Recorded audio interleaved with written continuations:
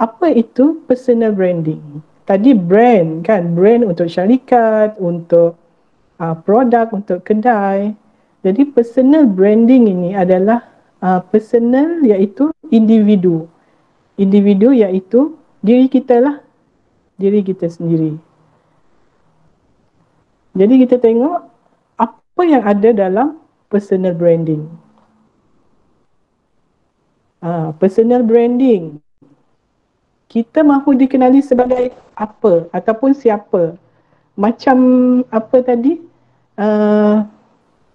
Starbucks tadi kan. Kita nak dikenali sebagai apa? Tadi Starbucks kopi yang sedap,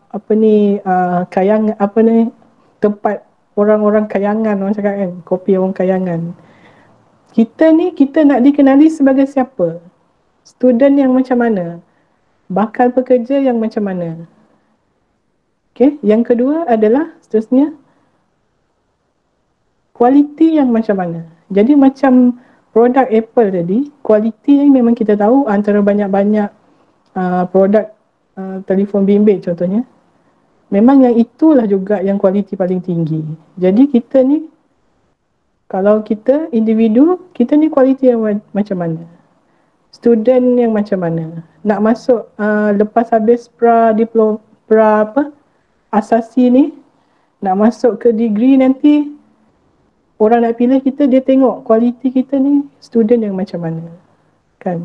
Okey, yang ketiga adalah perkara pertama yang terlintas di fikiran orang apabila mendengar nama kita. Yang seterusnya, apa perkara pertama yang terlintas di fikiran orang bila sebut je nama kita? Sharifah Syahidatul contohnya kan. Apa perkara pertama yang terlintas? Sebut je nama Sharifah, dia suka senyum contohnya lah kan. Sharifah, betul tak? Betul. Jadi orang ingat kita bila sebut je nama Sharifah, terus terlintas kat kepala dia, oh Sharifah ni seorang yang mesra, senang nak berkawan dengan dia ni rajin, dia ni pandai, macam tu. Itu perkara pertama yang terlintas di fikiran orang. Jadi itulah personal branding. 3 asas dalam personal branding. Jadi seterusnya kita tengok konsep personal branding. Jadi saya namakan konsep ini adalah konsep cake and icing. Cake and icing. Jadi kita tengok gambar ni. Kita selalu tengok kan kek yang cantik-cantik ni kan, dia cantik dalam, cantik luar. Di luarnya cantik, di dalamnya pun mestilah sedap juga. Jadi konsep cake and icing, seterusnya, okay. Icing adalah nilai emosi, ia melambangkan nilai emosi. Contohnya kita nampak je orang tu, oh kita ingat dia punya personality, kita nampak dia punya image luaran, pakai coat, pakai tie, dia selalu pakai baju cantik-cantik, cara dia bercakap, body language dia macam mana, itu adalah icing, maksudnya dekor luaran. Tapi kalau kita just di luar saja kita cantik, hebat, tapi dalaman kita iaitu nilai asas pun perlu seiring dengan luaran tadi. Jadi kek yang dimasukkan di sini adalah nilai asas iaitu kemahiran kita, pengalaman kita, kepakaran dan juga minat kita sendiri. Macam tadi, pagi tadi ya, Cik Izian ada menceritakan tentang minat. Kita mesti minat benda yang kita buat, betul tak? Jadi kalau kita di luar saja kita nampak macam macam artis orang cakap kan. Dia punya pakaian tu apa semua dengan makeup tebal, dengan apa ni, bling-bling, baju pun labuci-labuci gitu kan. Tapi sebenarnya kita tak minat pun nak jadi artis. Contohnya. Benda tu tak seiring. Dia mesti ada. Dan kemahiran contohnya kita mesti pandai kalau kita nak jadi contohnya dekat sini saya nak tanyalah, pilih nama je. Amirul Akmal. Amirul Akmal. Yami, Yami. Boleh jawab? Ya. Awak nak habis belajar nanti cita-cita nak jadi apa? Kalau saya ambil perbankan, saya nak jadi financial apa? Dalam bank tu, pegawai bank.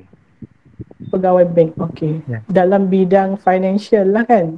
Ya. Jadi okey. Jadi kalau nak jadi orang yang pakar dalam bidang financial ni, kita mesti ada kemahiran, betul tak?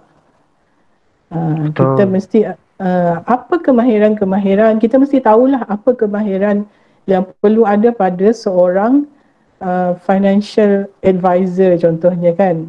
Financial advisor. Apa pengalaman yang perlu ada? Contohnya kita ada pergi kursus ke, kita ada pengalaman termasuk apa ni, kita ada degree dalam finance, kita ada diploma dalam finance, semua tu masuk dalam kita punya nilai asas dan juga kepakaran. Kepakaran. Contohnya, kalau orang yang dia nak cakap dirinya seorang financial advisor yang hebat, apa kepakaran dia? Contohnya dia pandai, dia dikenali sebagai orang yang pakar dalam insurans contohnya. Jadi itu adalah nilai asas yang membina kita punya personal branding. Bukan hanya di luar tadi, dekor di luar tadi. Ya. Baik, seterusnya. Jadi kita tengok sebenarnya personal branding ini adalah proses mendidik orang lain tentang siapa diri kita. Selama ni kita je yang tahu apa kelebihan kita, apa kemahiran, pengalaman, personality kita, semua tu. Tapi dengan personal branding kita nak bagi tahu orang lain. Kita nak orang lain tahu apa yang kita ada. Itulah personal branding. Baik. Seterusnya. Okey, saya nak tanya dekat sini. Saya nak pilih beberapa orang. Nyatakan seorang public figure. Public figure ni boleh jadi selebriti, boleh jadi ahli politik, doktor ataupun siapa-siapa yang terlintas di fikiran anda, dan nyatakan apa personal branding dia. Okey, baik. Ada sesiapa yang nak volunteer sebelum saya panggil nama ni? Saya, Madam. Ya, Azira. Azira, silakan. Asfaheri. Dia punya personal branding Nyala by Asfaheri yang Lilin. Lilin. Okey. Apa yang Lilin tu adalah produk dia kan? Produk. Okey. Apa dia punya watak macam mana? Wah, watak macam mana tu, Madam? Personal branding. Maksudnya apa yang awak nampak pada siapa nama dia tadi? Asfaheri. Asfaheri. Asfaheri ni adalah individu kan? Ya. Okey. Apa yang awak nampak pada dia? Dia adalah usahawan. Tak, dia influencer. Dia start dia famous dekat Instagram, tapi then dia work with this business lama dah, and then dia keluarkan produk Nyala scented candle. Okey. Jadi apa yang awak nampak pada Alfa tu? Dia seorang yang sangat fun, lawak, and semua orang suka dengan perwatakan dia. Like siapa yang suka yang macam lawak-lawak, dengan dia punya karakter yang memang selalu nak buat lawak.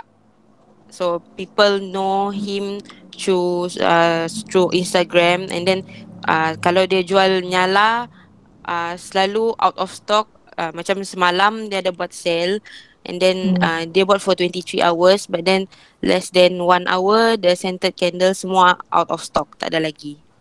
Ya, itu contoh public figure dengan personal branding. Dia punya main, ya, personal branding yang utama dia adalah usahawan, kan? Usahawan dan influencer di Instagram. Jadi dia menggunakan medium Instagram tu sebagai cara dia nak memaparkan personal branding. Terima kasih Azira. Baik. Sama-sama, madam. Okey.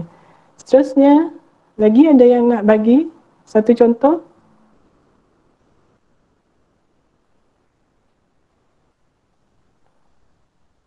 Tak ada? Saya panggil lah. Christina Elena.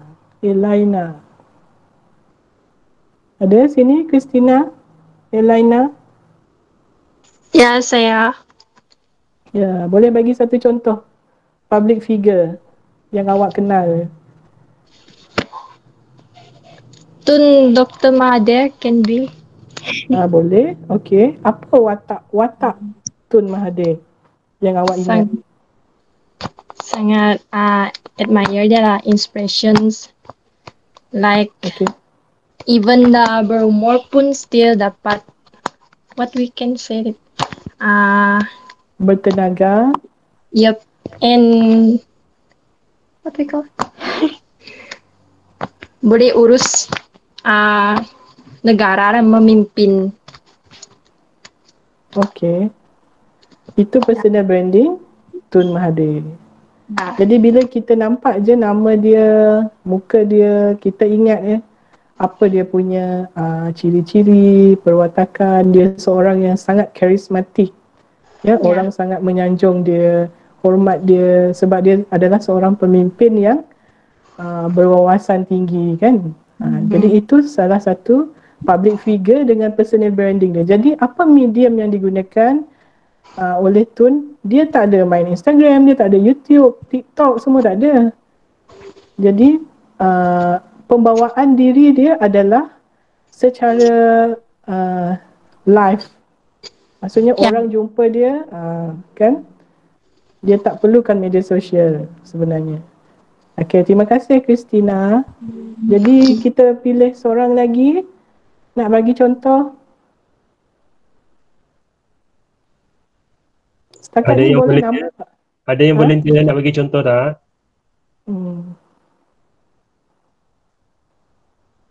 Tak ada. Moderator boleh pilih seorang? Takut dia orang ni tertidur pula lepas makan ni, kan, tengah hari. Senyap je. Okey, baik. Cuba Evi Izzati ada? Oh, ada dalam chat ni. Oh, Nilofa, pasal branding ni. Nilofa hijab. Dia seorang yang hijab. Okey, boleh penuhi ruangan chat kalau ada yang nak tanya apa-apa. Okey. Okey, Nilofa tadi oleh Cheryl. Betul, Nilofa ni adalah public figure yang personal branding dia sangat kuat, ya. Kita nampak je Nilofa, kita tahu dia seorang usahawannya Nilofa hijab tu, dan dia seorang yang sangat bijak mengatur dia punya kerjaya. Bila kita tengok dekat Instagram, itulah personal branding dia. Yang dia gunakan medium Instagram. Okey, Elon Musk, betul. Dia adalah seorang leader yang hebat, ya, di Tesla. Sekarang ni Elon Musk adalah the most richest person in the world, saya rasa. Dia dah naik nombor 1. Balik. Sebab banyak jual emas kan? Bukan emas. Siapa ni tadi? Awang. Awang cuba cakap sikit. Apa ni dia punya ni? Yang awak nampak pada Elon Musk. Dia kopiak tu. Ya? Dia relatable dengan kita, madam. Relatable macam mana tu? Dia pandai buat lawak Gen Z. Oh, dia pandai buat lawak. Dia ni pandai menarik golongan muda untuk follow dia, betul tak? Walaupun dia seorang leader yang sangat top, tapi dia boleh membuatkan orang senang dengan perwatakan dia walaupun dia seorang yang berjaya. Dia tak sombong lah. Dia boleh interact dengan golongan muda, golongan milenial. Sebab itu dia punya personality. Itu personal branding juga. Okay, dari Syafiqah Aina. Personal branding. Syafiqah Aina ni siapa? Syarifah. Dia jual skincare. Syarifah. Jual skincare Aina Beauty. Aina Beauty. Oh, yang husband dia Hafiz ke? Hafiz Ahmad Ya. ke? Okay. Itu keusahawanan lah. Betul dia punya personal branding. Ada ni Puan Aisyah, ada Wawa Zainal ni, Wawa Kosmetik. Okay, terlepas pula. Wawa Zainal, Wawa Kosmetik. Ya, betul. Nampaknya semua dah faham apa itu personal branding. Dah boleh habis ni. Habis dah slot kita ini. Okay, saya nampak di sini kebanyakan tulis individu and then dia punya produk. Actually, tak semestinya perlu ada produk. Personal branding ni adalah tentang diri kita. Contohnya orang yang bukan usahawan pun boleh boleh bina personal branding. Contohnya di sini Aiman Psikologi kan. Oh, ini dia release buku juga. Tak semestinya dia release buku untuk personal branding. Maksudnya ciri-ciri diri dia sendiri tu. Jadi dia release buku ni adalah sebahagian daripada dia punya pencapaian. Yang cake tadi tu kan. Itu dia punya pencapaian. Tapi diri dia sendiri tu tak semestinya dia mesti ada produk ataupun dia ada keluarkan buku ataupun company. Macam kat sini Aisyah Habsyi tudung. Kalau tak ada tudung pun still dia adalah seorang individu yang confident dalam apa yang dia buat. Dari Siti Khadijah sini tulis. Datuk Alif Syukri. Kalau kita buang di Herbs, Datuk Alif Syukri, ciri dia macam mana? Personality dia macam mana? Dia adalah yang pandai marketing through social media. Dia buat kontroversi, view naik, duit pun masuk. Mas Idayu, okey. Perwatakan yang garang, okey. Ini personal branding. Baik, personal branding ni, okey. Personal branding ni sebenarnya kalau sedar, tanpa kita sedar, sebenarnya kita semua dah ada personal branding. Tapi yang membezakan orang yang buat personal branding dengan yang tak buat personal branding adalah siapa yang tentukan personal branding kita. Contohnya kalau kita tak buat personal branding, maksudnya kita buat strategi personal branding, orang lain yang buat dulu. Maksudnya kalau kita tak cakap dekat orang kita ni seorang yang usahawan yang berjaya, orang lain dah cakap dulu dia ni seorang usahawan yang asyik fail aja. Macam tu. Jadi sebelum orang lain buat personal branding kita, kita yang buat dulu. Sebenarnya. Jadi personal branding ni bukannya soal nak buat atau tak nak buat. Yang persoalannya adalah siapa yang manage personal branding kita. Orang lain ataupun diri kita sendiri. Okay, baik, di sini kita di ruangan chat ada banyak lagi ya. Okay, terima kasih semua. Fazana, Ustaz Ebit Liu. Okay. Baik hati dermawan.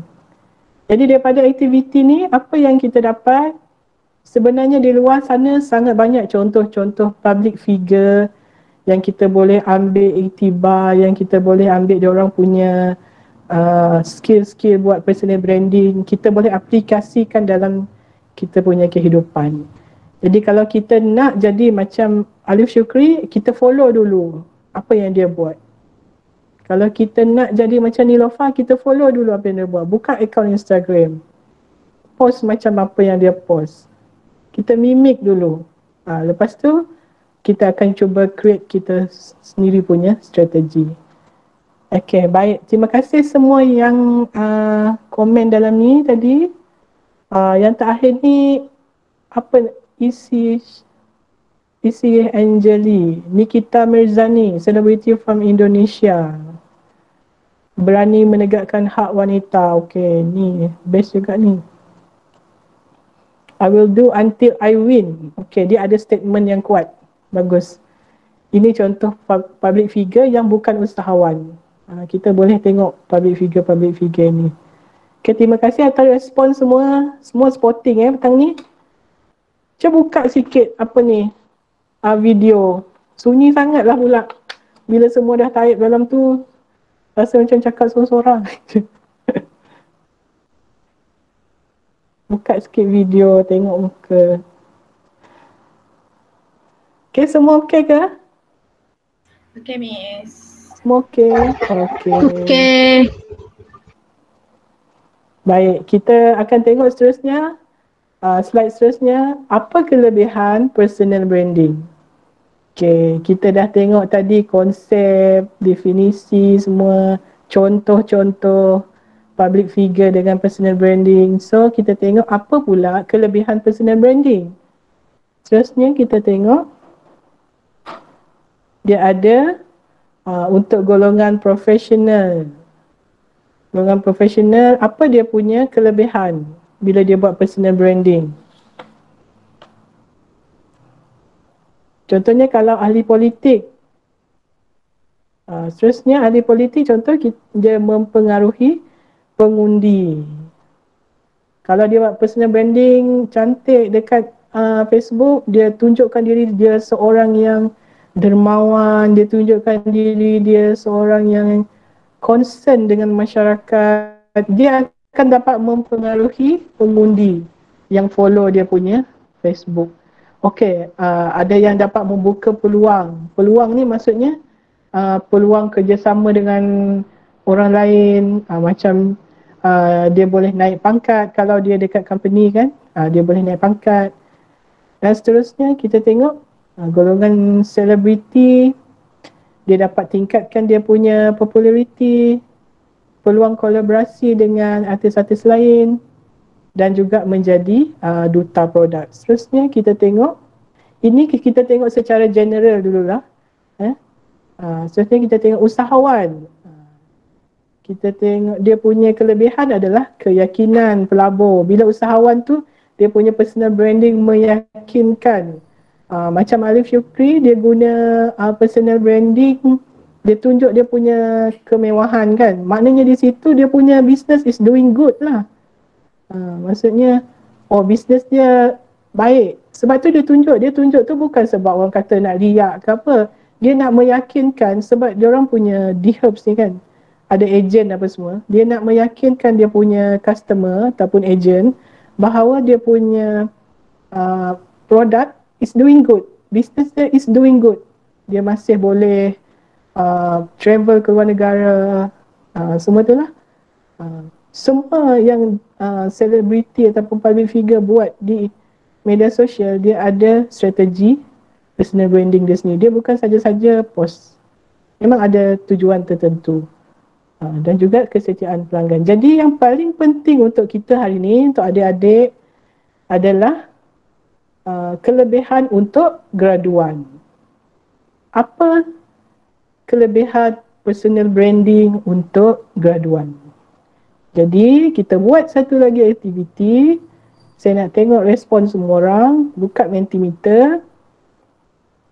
Gunakan kod ni 34778880. Ni bukan nombor Eko 34778880.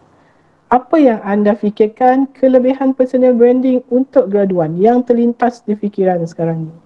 Sebab tadi kita banyak bagi contoh usahawan, public figure, selebriti, semua tu kan. Apa kelebihan personal branding untuk usahawan? Okay, harap semua boleh buka Mentimeter.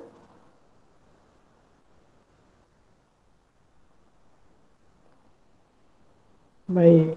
untuk menunjukkan personality. Okay. Peluang untuk diambil kerja tinggi. Seorang boleh berfikiran kritis bagi meningkatkan kualiti pembelajaran. Peluang pekerjaan, senang cari kerja. Okey, info untuk resume. Dapat pekerjaan yang dimahukan. Peluang pekerjaan yang luas. Keuntungan. Okey, kepercayaan. Lagi. Meningkatkan kepercayaan, trust issues.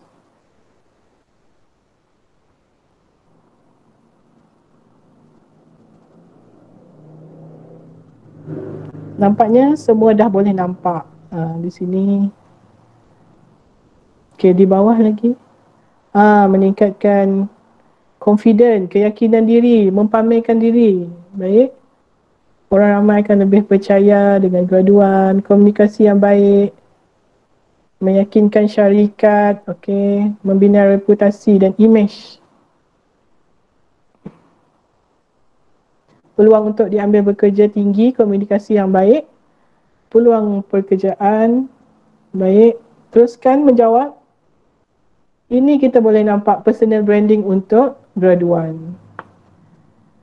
Inspirasi kepada anak muda. Ini bukan pasal public figure tadi, ini pasal graduan, tentang diri awak sendiri.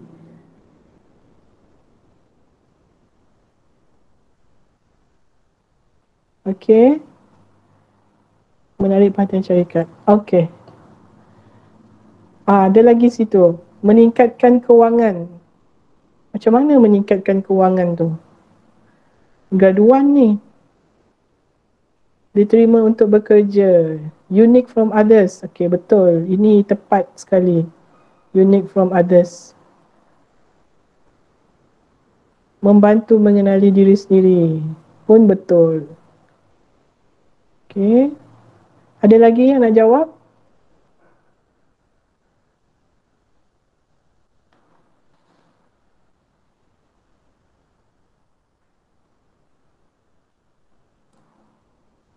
So that people know our brand is from us.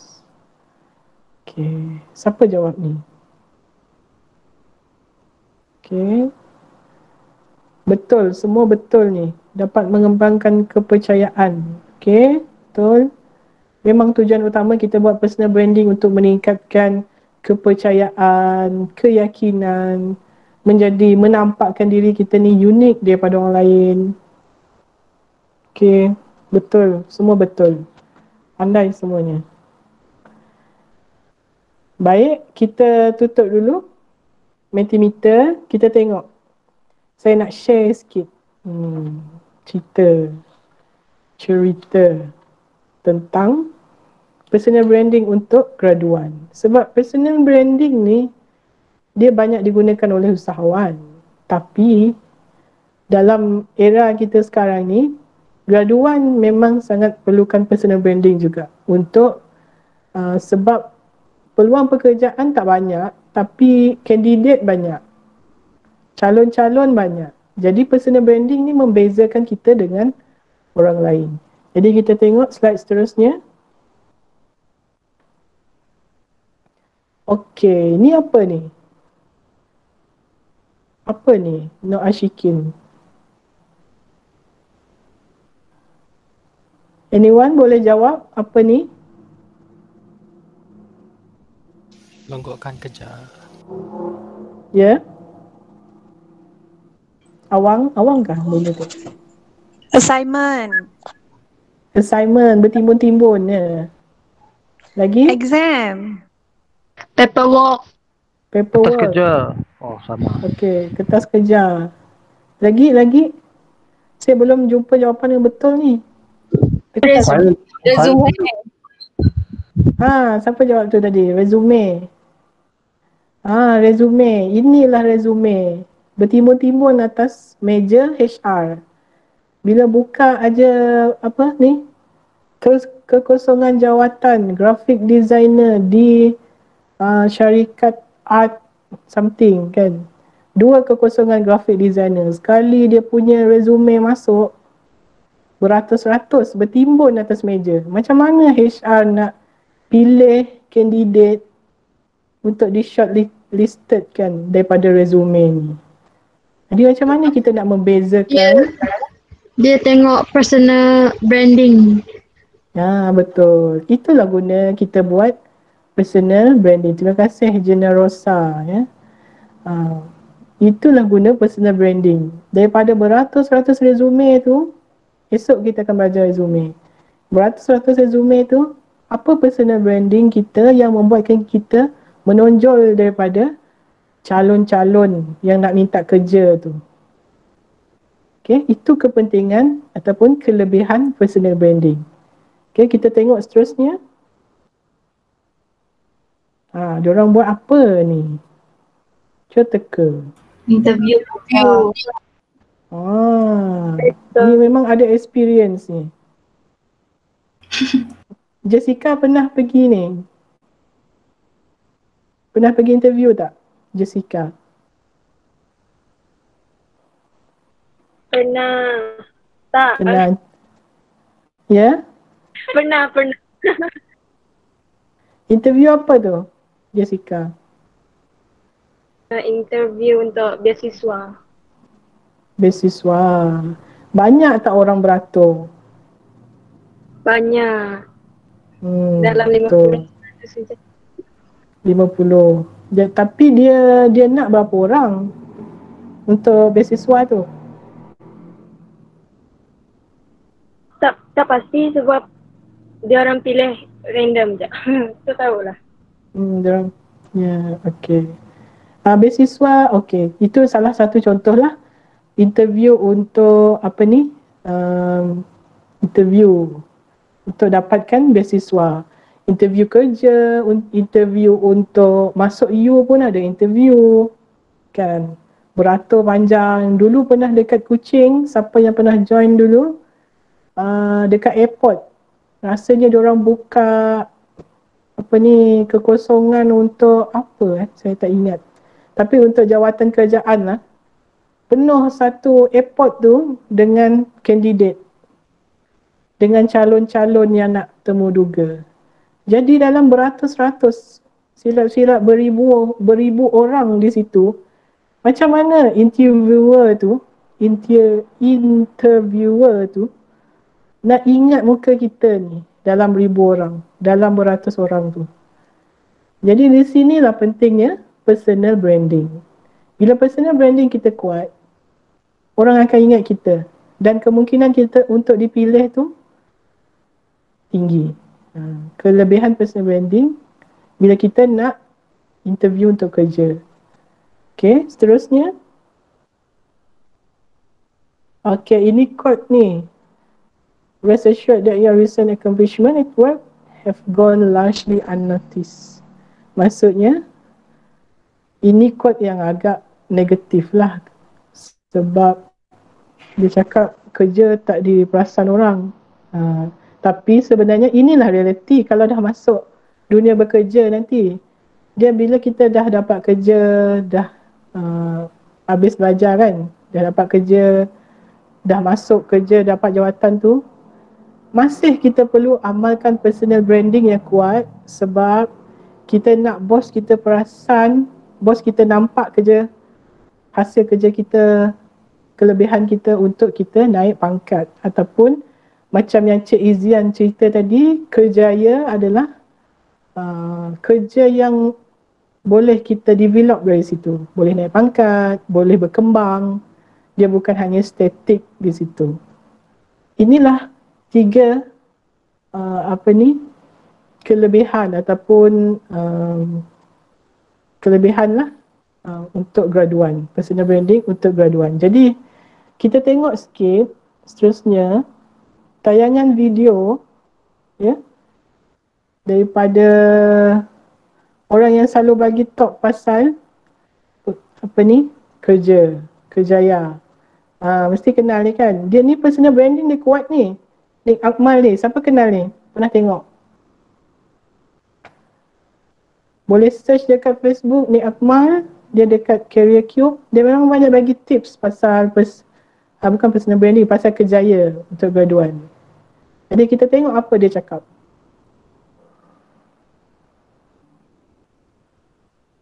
Tak dengar lah.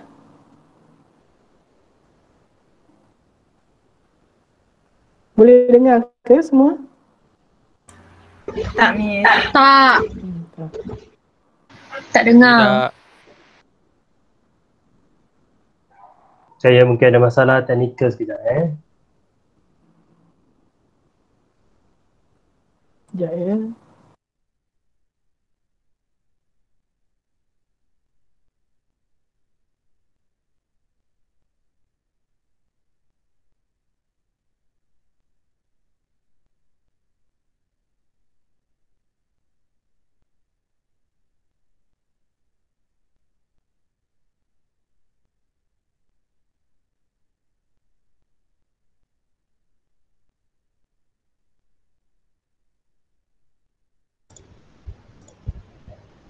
Kita pergi kepada benda ni. Assalamualaikum semua.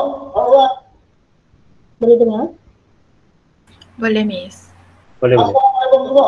Alright, kali ini akan berbicara tentang 3 perkara kenapa anda tak dapat uji. Sama ada sebelum COVID ataupun selepas COVID, sama je yuk. So 3 perkara ini adalah sangat penting, kritikal, fundamental, foundation, kena atasi ataupun pastikan selesai dahulu baru kita pergi kepada benda-benda teknikal yang kecil-kecil ni. Baik, 3 perkara. Yang pertama adalah anda tak matching, yang kedua adalah anda tidak visible, yang ketiga adalah anda hantar permohonan tidak profesional. Itu sahaja. Terima kasih. Baik. Yang pertama iaitu tak matching. Tak matching ni macam mana? Syarikat memerlukan calon pakar dalam bidang A, tetapi dalam resume ataupun dalam permohonan kerja anda menunjukkan anda ni pakar bantu bidang B. Maka tak matching, tak kena. Kita ambil lah. Ataupun syarikat nak A 30%, B 30%, C 30%, skill tertentu. Maka datang calon, resume, permohonan sebagainya, nampak calon ni A ada 10% dia basic, B pun 10% basic, C pun 10% basic. Apa yang berlaku? Dia pandai D, E, G. Maka tak kena lah. Requirement kita nak expert tapi anda datang basic. Requirement kita nak intermediate, anda datang tak ada langsung basic. So itu tak matching. Apakah anda tak ada skill tersebut? Okey, isu dia bukan graduan tak ada skill. Isunya adalah graduan tak berjaya tunjukkan dia ada skill yang syarikat mahu. Itu isu utama. Bukan isu graduan tak berkualiti, tak. Bukan isu orang cari kerja tak berkualiti, bukan. Isunya adalah graduan pemohon kerja tak berjaya tunjukkan aku ada skill yang kau nak, wahai majikan. Aku ada skill ni yang kau cari tu, wahai majikan. Itu dia. Contohlah tuan-tuan. Kita nak cari pasangan pun kita ada kriteria tertentu, betul? Contoh kameraman saya ni. Dia nak yang hidung mancung putih gaya Bollywood Pakistan sikit. Itu requirement dia. Datang yang macam muka Melayu, dia tak nak. Dia nak muka Pakistan. Datang pula yang kameraman seorang lagi ni, dia nak apa? Dia nak perempuan Melayu terakhir, tak nak pakai seluar jeans, nak pakai baju kurung. Datang pula yang free hair, yang rambut ikat kanan kiri, main anime pula. Kena go ni. So kriteria masing-masing. Contohlah rumah kita, masalah lampu ni, nak kena repair wire sebagainya. Kita panggil wiring, betul? Repairman, wireman. Takkan nak panggil apa? Nak panggil plumber, panggil terima, panggil terbilang, panggil astronaut, panggil engineer. Nak panggil apa? Nak panggil bomb negator. Tak kena lah. So kita ada kriteria, ada requirement, job responsibility yang kita nak cari. So dia mesti matching dengan apa yang kita nak. Itu je konsep dia. So sebagai cara, anda kena faham apa yang kita nak, matchingkan diri kita dengan kehendak majikan. That's all. So itu yang pertama yang banyak berlaku. Yang kedua adalah tak visible. Apa maksud tak visible? Beginilah. Anda nak ambil produk online. Anda buat apa dulu? Tengok kat Shopee, add to cart, terus ni. Tak. Kita akan tengok review dulu. Kita akan tengok kriteria dulu. Kita akan tengok review orang. Berapa bintang, 2 bintang, 3 bintang, 4 bintang, 5 bintang. Kemudian barulah kita buat keputusan add to cart dan beli. Lagi menarik, kita tak add to cart dulu, kita simpan dulu, pendam perang dulu, kita pergi Google je lah. Google baca, compare dengan Lazada, compare dengan offline, tengok review, loyak, forum sebagainya, baru kita beli. That is what we call research online. Nak beli produk jamu pun kita review, nak beli stiker pun kita review, nak beli sikap pun review, semua kita review. Takkan nak cari calon kena untuk bekerja, ambil 5 tahun, 3 tahun, 3 tahun ini. Mesti kita review dulu online, kita tengok dulu, cari dulu, info dia research. So, anda kena jadikan diri anda visible online maksudnya. So, bila majikan cari pasal diri anda online, jumpa info, ni kriteria, ni pengalaman dia, ni experience dia. Begitulah, maka kena aktif dekat LinkedIn, buat website sendiri ke, buat resume online dan sebagainya. Okay, begitu. Yang kedua, 3 ni mungkin tak banyak kurang, iaitu tak profesional, terutama dari segi permohonan kerja. Tak kisahlah power macam mana pun, kalau email tu nak mohon kerja untuk syarikat ABC, ayat pun dah tidak profesional, memang betul terima, memang kita akan reject serta. Okay, jelas? So yang ketiga ni adalah permohonan mesti profesional. Email, alamat email mesti profesional. Ayat ni salutation mesti profesional. Konten dalam tu mesti profesional. Ayat ni bukan ayat WhatsApp, ayat message, ayat tak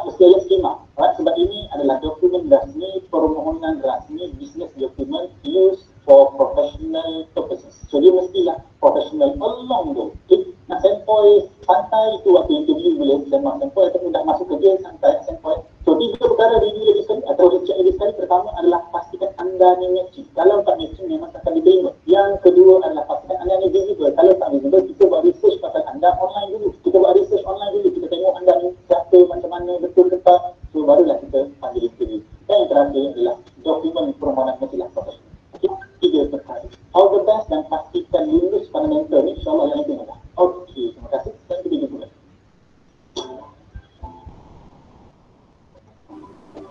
Okey, dah habis dah video.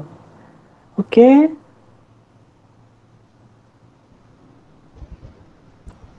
Apa yang anda faham daripada video ni? Puan Aisyah, Ya? rasa macam sunyi je. Petang-petang ni macam ni kan. Ada ke orang lagi dalam ni? Itulah. Ada Itulah lagi kita nak 7 buat ke 9 ni. ni.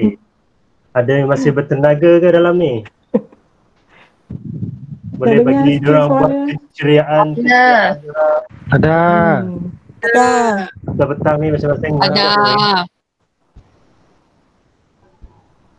Boleh buka video. Kamera. Kita buat ni senaman sikit lah. Boleh tu Puan Aisyah. Koko moderator ada idea tak nak buat senaman, bagi orang fresh sikit petang ni. Sebab sesi petang ni dia kebanyakan dia memang mood bantal, mood tilam kan. Jadi dia lagi-lagi disebabkan oleh COVID ni tak boleh nak keluar kan. Jadi aktiviti pun nak kena buat pun dalam online. Jadi kita buat muka dah mengantuk semua. Muka masing-masing.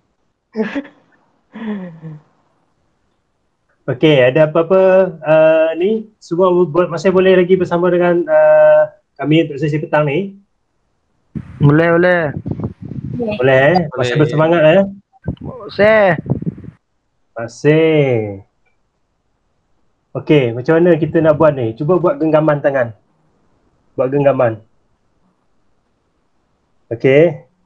Ini kebabu namanya ni, kebabu. Buat genggam sekuat-kuatnya. Okey. Lepas tu genggam kuat-kuat, lepas. Boleh? Genggam kuat-kuat, lepas. Okey, buat sampai 3 kali. Okey. Kuat-kuat. Lepas. Okey. Lagi.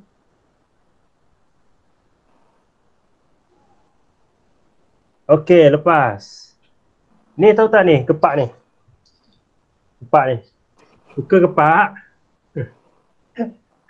Buka kepak. Okey. Tutup kepak. Buka kepak. Tutup kepak. Tangan ni, dua ni buat cantuman Buat cantuman. Okey. Okey, boleh. Buat cantuman. Angkat tinggi. Oh, saya tak nampak. Okey. Tutup kepak. Buka.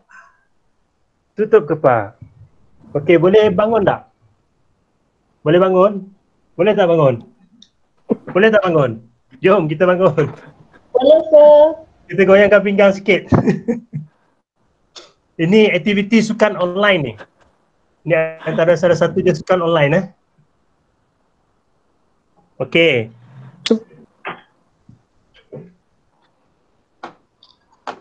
Sebab kita ada masalah limitasi disebabkan bengkel yang diajarkan adalah melalui online kan. Jadi kalau kebiasaannya kalau kita buat program bersemuka ni, dapatlah kita buat aktiviti yang lebih menarik. Contohnya Doraemon kah, dia yang lebih penuh fun lah, dia orang cakap. Saya harap para peserta semua memberi semangat untuk sesi seterusnya. Memanglah sesi ni memang sesi ngantuk. Kalau ada yang rasa semacam nak ni ke apa ke, boleh cuci muka dulu ke, ambil energi, minum air semua dulu. Okey? Ya? Boleh Puan Aisyah? Boleh. Terima Kita kasih kena, moderator. Manisha, kita kena bagi para pelajar ataupun para peserta kita hari ni untuk keceriaan sikit. Sesi petang ni memang kita kena bagi ceria. Itulah. Inilah Okey. limitasi masa online ya. Tapi Itulah. tak apa, kita kena revolve. Kita kena bergerak seiring dengan norma baharu ni. We try Terima our kasih best. Cik Moderator. Alright. Okay. Boleh diteruskan dipersilakan diteruskan. Okey, Boleh terima dua kasih. okey ya, boleh jawab. Boleh. Okey. Alright. Kita santai-santai lah, jangan formal sangat. Okey, tadi dah tengok video kan? Dah tengok video. Macam apa generosa. Apa yang anda dapat daripada video tadi tu? Yang anda faham daripada video tadi tu?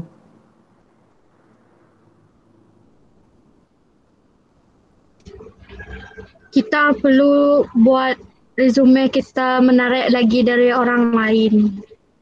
Okey, resume yang lebih menarik daripada orang lain. Jadi dengan personal branding, terima kasih Generosa. Dengan personal branding, kita memang boleh menjadikan kita punya resume tu lebih menarik. Macam mana? Dengan cara kita includekan personal branding dalam resume. Maksudnya kita, macam tadi kita dah senaraikan apa kelebihan-kelebihan kita. Kita belum masuk lagi kepada ni kan, pelaksanaan. Jadi tadi kita dah nampak cake and icing, konsep cake and icing tadi. Dalam bahagian cake tu, kita masukkan kita punya kemahiran, pengalaman, kepakaran semua dalam resume kita. Jadi resume kita tu akan menyelah berbanding orang lain. Dan yang kedua, poin yang dia cakap tadi, yang Nick Amal cakap tadi, adalah tentang tak matching. Kenapa tak matching?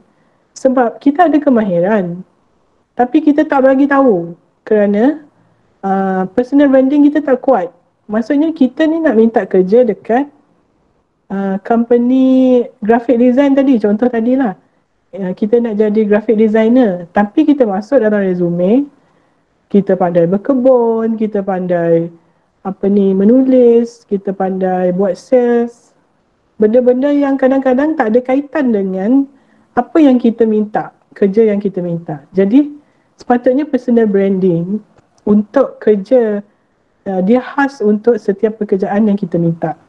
Jadi kalau kita nak personal brandkan diri kita ni sebagai seorang bakal graphic designer yang hebat, kita masukkan dalam resume semua kriteria-kriteria keperluan-keperluan untuk jadi personal graphic designer.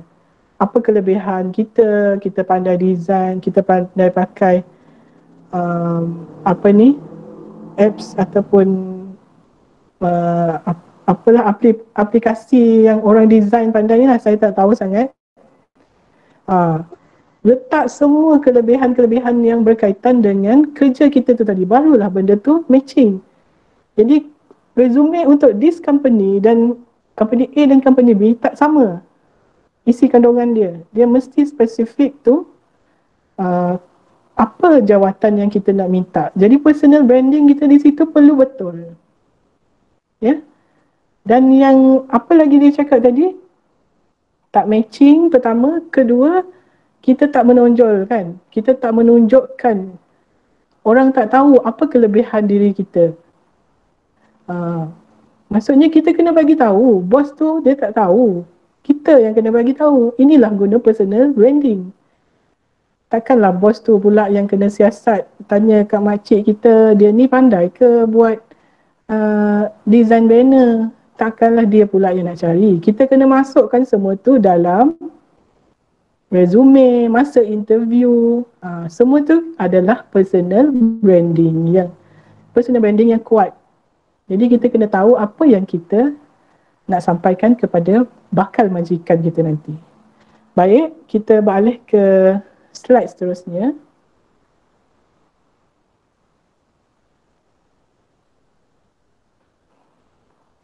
Okey. Dah kita tahu definisi, kita dah tahu konsep kita dah tahu contoh, kita dah tahu kelebihan. Jadi macam mana kita nak buat personal branding? Kita baru nak masuk ni. Langkah utama, 4 langkah utama personal branding. Jadi yang pertama paling penting adalah kita kenal diri kita sendiri dulu. Yang kedua, kita beritahu orang. Yang ketiga, kita bina hubungan. Dan yang keempat, kita ambil tindakan. Jadi saya akan terangkan 4 langkah utama ni, macam mana nak buat personal branding yang kuat. Jadi kita tengok macam mana kita nak kenali diri sendiri. Jadi semua ada, kita tengok slide seterusnya, kita tengok macam mana kita nak kenali diri sendiri. Semua ada pen dengan kertas kan? Ready pen dengan kertas. Kita nak kenal diri kita sendiri ni. Jadi, semua ada kertas dan pen? Dah ready? Sudah. Okey. Ada yang menjawab Pertama, melalui kita- chat box ni? Ah, Ada. saya tak nampak dari chat. Okey. Okey. Okey. Ready pen dengan kertas, tulis semua apa yang kita suka pasal diri kita. Jangan malu, jangan segan. Jangan rasa aku ni syok sendiri. Tak, tulis saja. Saya ni pandai. Saya ni tulis dalam satu perkataan lah. Senarai. Apa kita punya kualiti diri? Bertanggungjawab, berkeyakinan, rajin tolong orang. Apa lagi? Apa kualiti diri Encik Mas Irwan? Dia contohnya dia seorang yang berkarisma. Okey, tulis berkarisma. Apa kita punya nilai pegangan? Nilai pegangan ni maksudnya kita seorang yang jujur. Kita seorang yang bertanggungjawab. Itu nilai-nilai lah. Nilai-nilai yang kita pegang dalam kehidupan kita.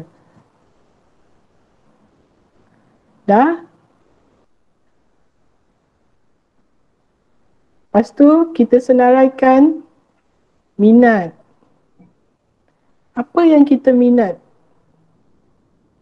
Contohnya, siapa tadi? Nak jadi financial advisor, minat hal kewangan. Okey, tulis.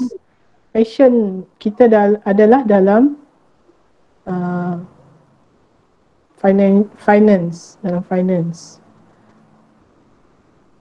Lepas tu yang keempat adalah kemahiran.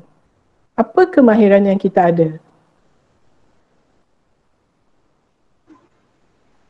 Contohnya, cuba saya cek.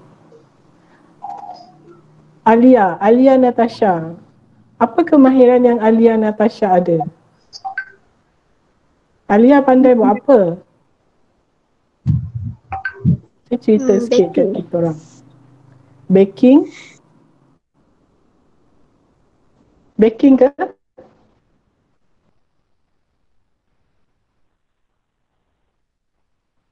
Hello Alia. Ya. Baking ke? Ya, Alia baking. pandai buat baking kuih, kek. Jadi tulis kat situ. Okay, bagus Alia. Dia ada kemahiran baking kat situ. Okay, senaraikan. Baking. Lepas tu kita pandai. Apa lagi? Apa saja kemahiran yang kita ada, tuliskan di situ. Kemudian kita tengok kelayakan. 1, 2, 3, 4, 5. Kelayakan. Kita sendirilah tahu apa kelayakan kita kan. Sebelum masuk UiTM ni dulu, apa kelayakan kita? SPM berapa? Lepas tu pencapaian. Apa yang kita pernah capai? Masa sekolah menengah dulu pernah jadi ketua pengawas contohnya, pencapaian kita. Kita pernah mengikuti pertandingan pantun peringkat negeri. Itu saya lah dulu. Pantun peringkat negeri Sarawak. Okey, saya tanya ni, Azri A.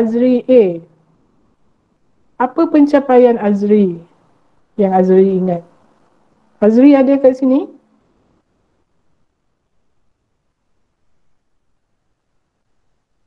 Ada ke tak Azri ni? Ke nama je ada kat sini? Okay. Okay, dia pergi toilet kot. Okay, tak apa. Bibiana Sandra. Ada tak Bibiana?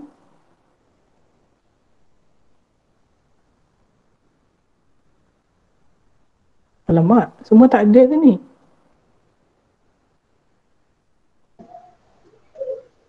Cik moderator, ada ke tak mungkin diorang ni ada masalah lain. Diorang ada di setengah tak berfungsi ni. Ada mic tak berfungsi. Okay, Sebab tak ada apa. tengah hujan ni, dekat muka tengah hujan. Oh ya ke? Ada di line ada kurang stable. Dia tu yang ada patut masuk. Dia tak ni. Tak apa. Jadi sesiapa yang boleh ni jawab, boleh jawab kat ruangan chat pun boleh. Okay, Bibiana boleh. Dia lalukan untuk mengisi ruangan chat untuk sebarang pertanyaan kepada para peserta.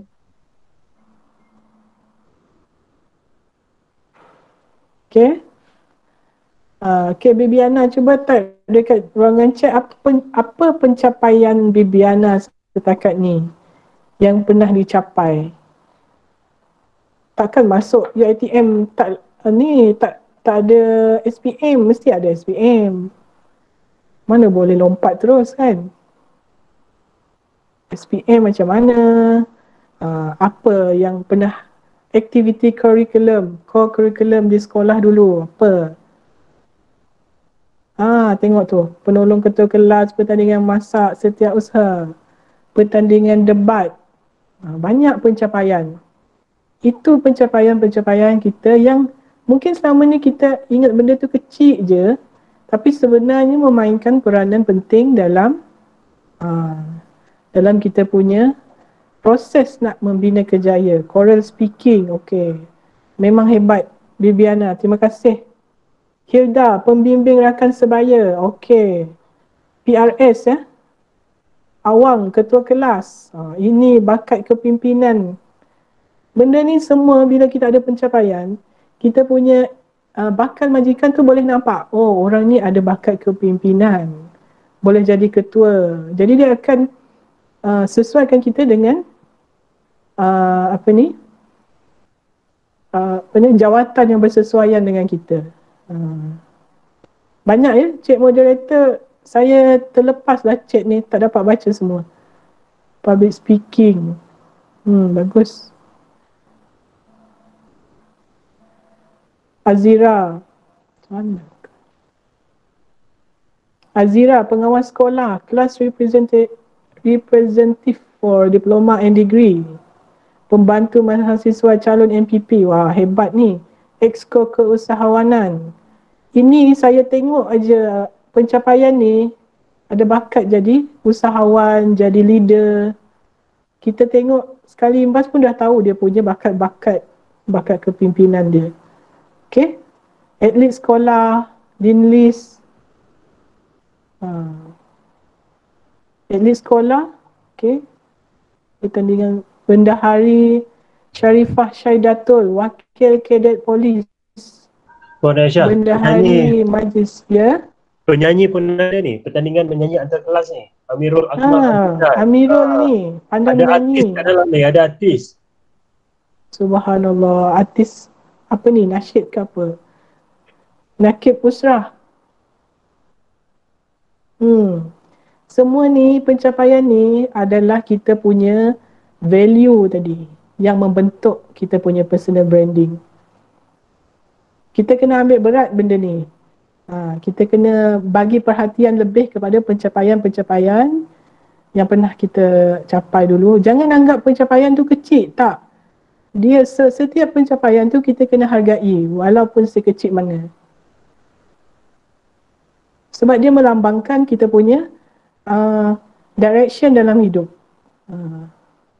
Kita punya bakat, kita punya personality, semua terselah melalui kita punya pencapaian, kelayakan, kemahiran, semua tu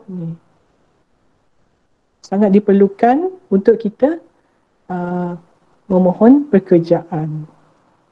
Okey, Nakib Usrah Haikal.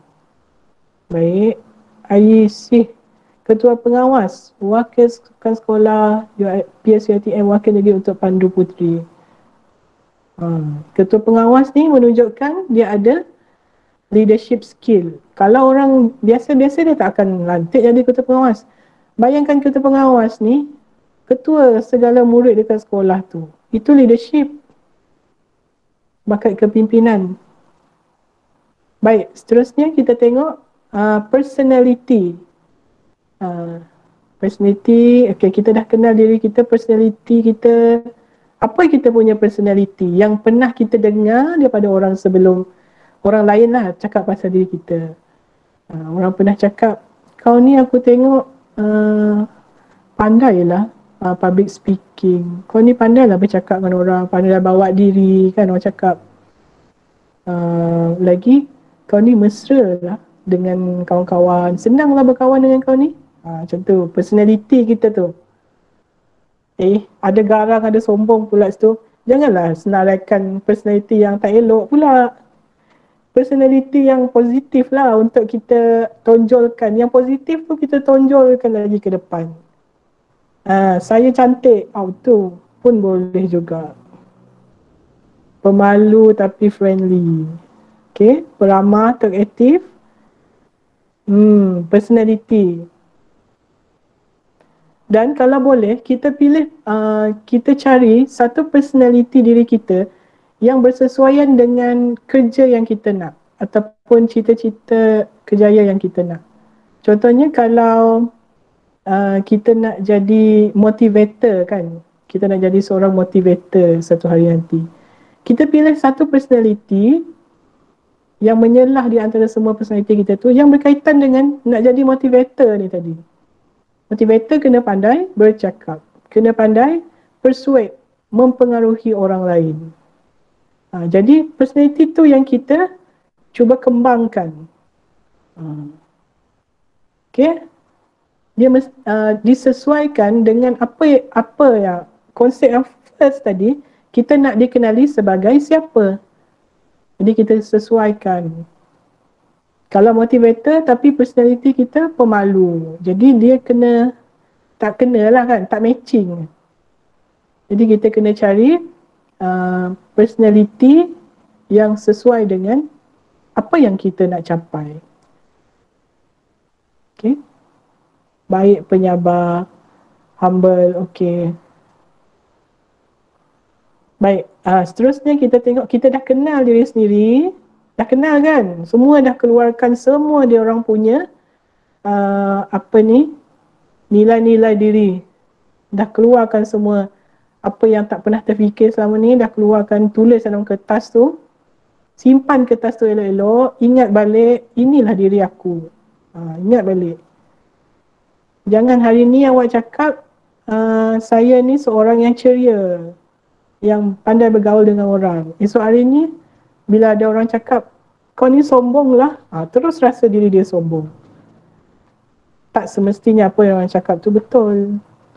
Kita kena pegang apa yang kita percaya tentang diri kita.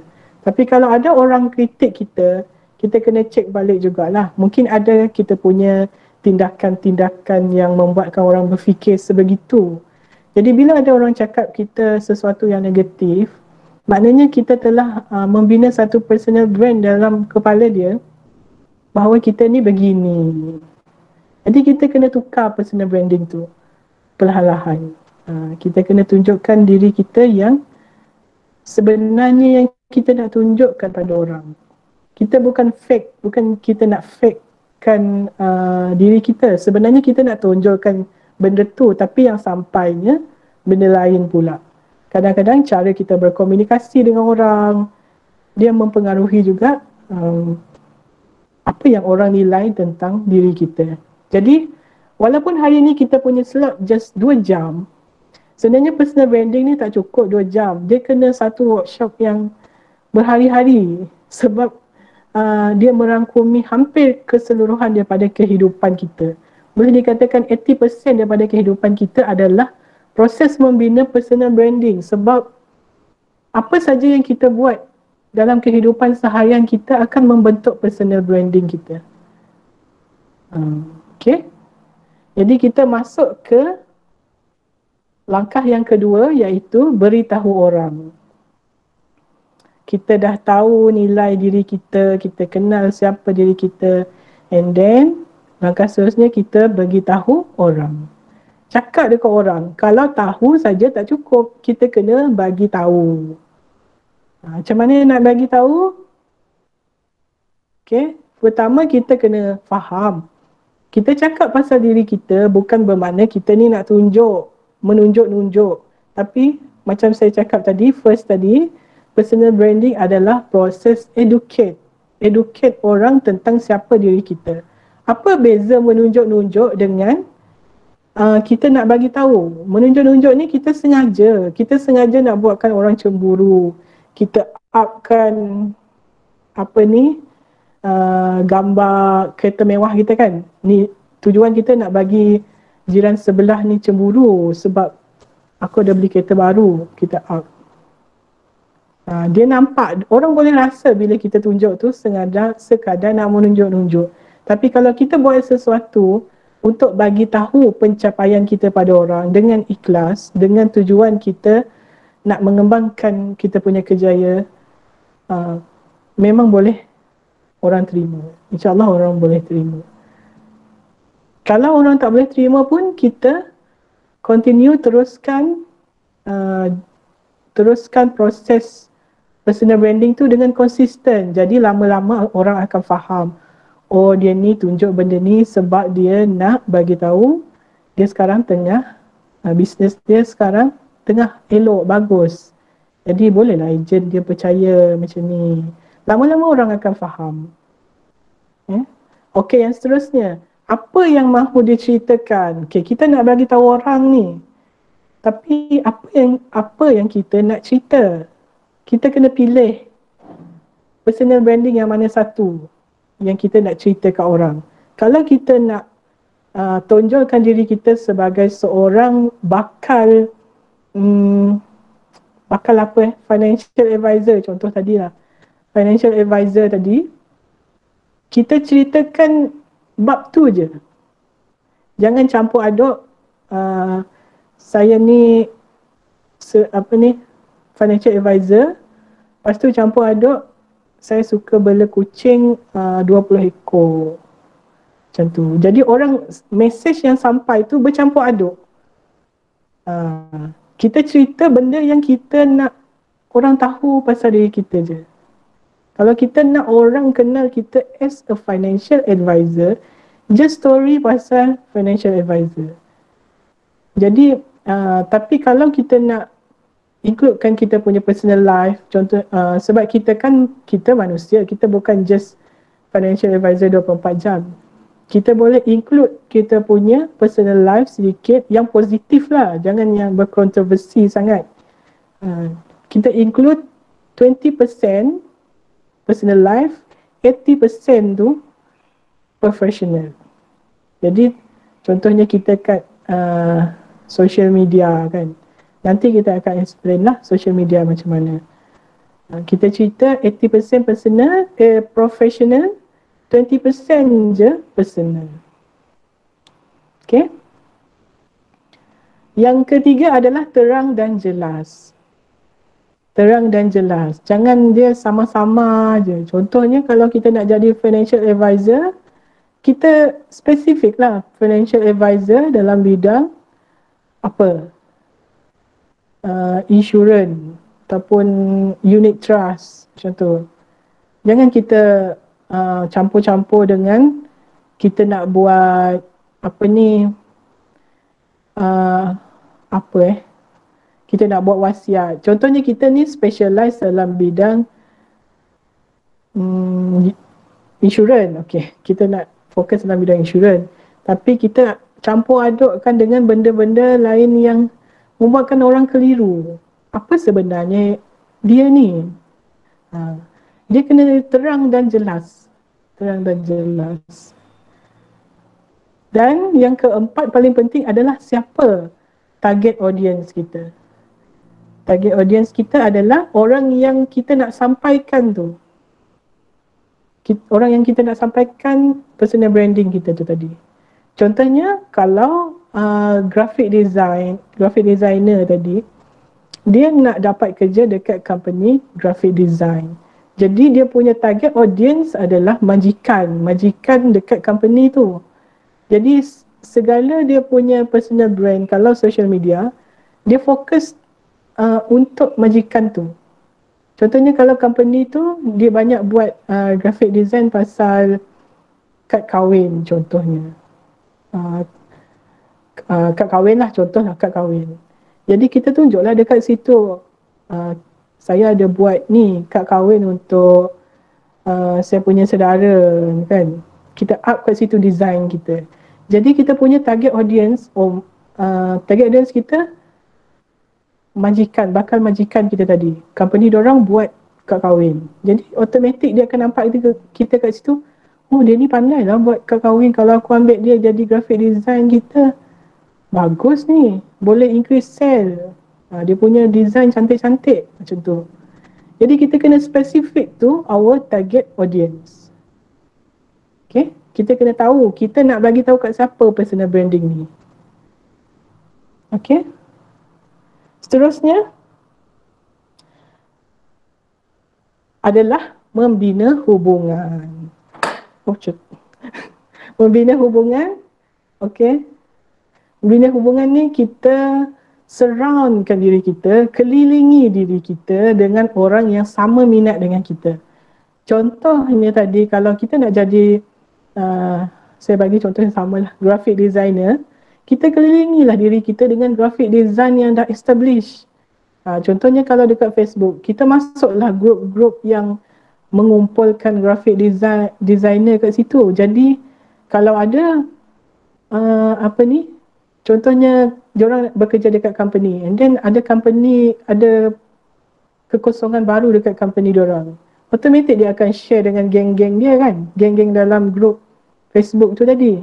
Jadi bila kita kelilingi diri kita dengan orang yang sama dalam bidang yang kita nak capai tadi tu, dia akan membuka peluang untuk kita masuk dalam industri diorang tu. Sebab bila kita poin yang kedua ni sangat penting, iaitu kita kena layan semua orang baik-baik. Kita kena layan semua orang as if diorang ni akan membantu kita satu hari nanti. Jadi sebab tu kalau para graduan, kalau nak tahulah, para HR ni ataupun majikan, sebelum diorang nak ambil orang bekerja, dia akan buat research, dia akan stalk dekat Google ataupun Facebook kita. Zaman sekarang ni semua orang ada Facebook kan. Kalau diorang nak ambil pekerja, takkanlah diorang ambil sewenang-wenangnya. Sekarang ni dah ada kemudahan online. Search saja kat Google, keluar kat situ Mas Irwan Masturi. Apa dia punya kelebihan, dia punya apalah yang dia buat dekat dalam tu. Kalau kita tiba-tiba bully orang dekat bully cyber, kita maki orang, kita pelekehkan orang dekat social media, entah-entah orang yang kita dok maki-maki, dok caci-caci tu, tiba-tiba masa interview orang tu jadi kita punya interviewer. Memang tak dapatlah kita kerja tu.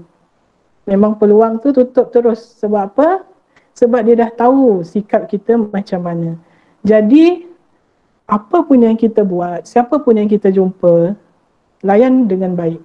Sebab kita tak tahu siapa yang akan tolong kita suatu hari nanti. Kalau kita buat kerja part time pun, make sure kalau berhenti,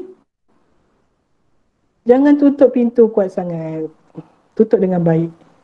Maksud saya di sini, jangan hempas pintu lah. Jangan orang cakap kita nak keluar dari company tu, so kita orang cakap dah nak keluar kan, so tak nak buat baik dah dengan bos tu.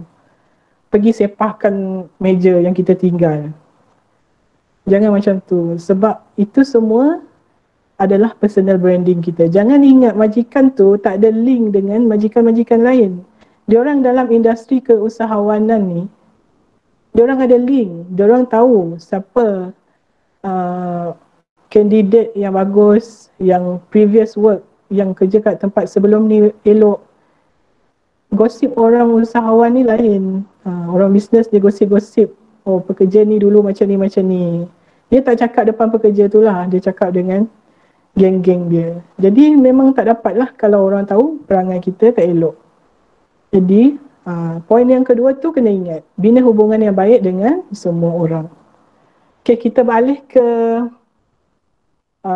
yang seterusnya, iaitu langkah terakhir, ambil tindakan. Okey, kita dah tahu, dah kenal diri, dah bagi tahu orang, dah bina hubungan dan seterusnya, kita ambil tindakan. Kita dah tahu dah apa nak buat tadi, kita ambil tindakan, rancang plan tindakan macam yang Puan Cik Izian ajar tadi.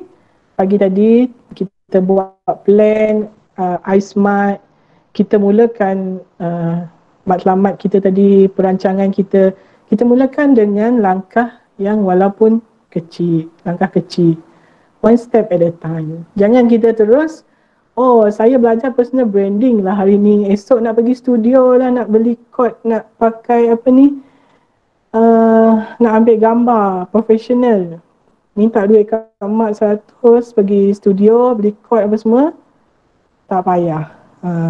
Kita mula dengan apa yang kita ada yang ada di tangan kita. Jadi yang apa yang ada di tangan maksudnya apa yang kita dah ada. Jangan kita buat bajet besar-besaran, beli website domain yang mahal-mahal. Sebab kita masih student lagi kan. Adik-adik ni masih student lagi. Gunakan apa yang ada. Yang paling senang untuk buat personal branding dengan cara yang murah, mudah dan cepat adalah social media. Okey. Jadi kita mula dengan apa yang kita ada dulu. Okey. Jadi saya nak buka ni seterusnya. Dah habis 4 langkah tu. Kalau ada yang nak tanya soalan, saya nak minum air je lah. Moderator boleh ni tengok siapa yang ada apa-apa soalan, boleh letak di ruangan chat, kita akan jawab. Yang mana yang kita dapat jawab. Boleh ajukan soalan kepada para peserta, kepada Puan Aisyah, pada kalau ada sebarang pertanyaan yang masih keliru tentang personal branding, macam mana nak buat tarikan pada diri tentang personal branding. Diharap semuanya dapat ada mengambil catatan atau memahami apa yang telah dikongsikan dengan personal branding sebentar tadi ya.